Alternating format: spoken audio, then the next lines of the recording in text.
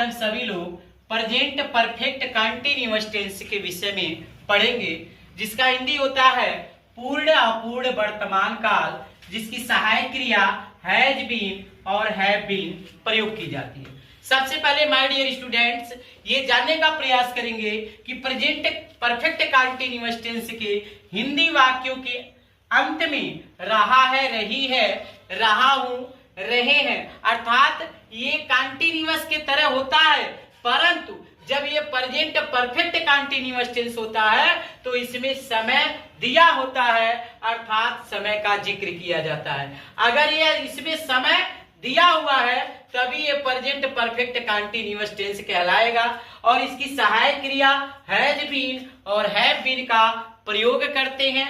एक बात और जानने का प्रयास करेंगे आप लोग कि जो इसमें से की अंग्रेजी समय को दर्शाया जाता है वह सिंस और फार से प्रयोग करते हैं, यानी फार से दर्शाते हैं।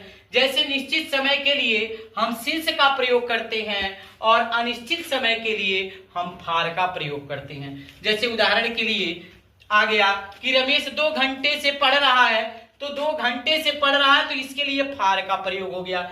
लेकिन अगर आ गया कि रमेश सुबह से पढ़ रहा है तो उसके लिए सिंस का प्रयोग, यानी सिंस मॉर्निंग का जो समय है, इवनिंग का समय है, ये सिंस 13 सितंबर लिखा हुआ है, सिंस 1995। तो जो निश्चित समय होता है उसके लिए हम सिंस का प्रयोग, यहाँ पे 2 डेज 2 दिन का जिक्र किया गया, लेकिन वह 2 दिन कब है इसका पता हमें नहीं है।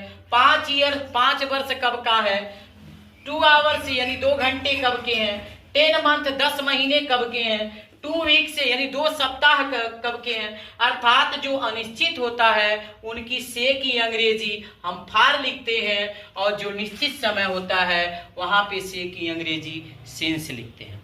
फिर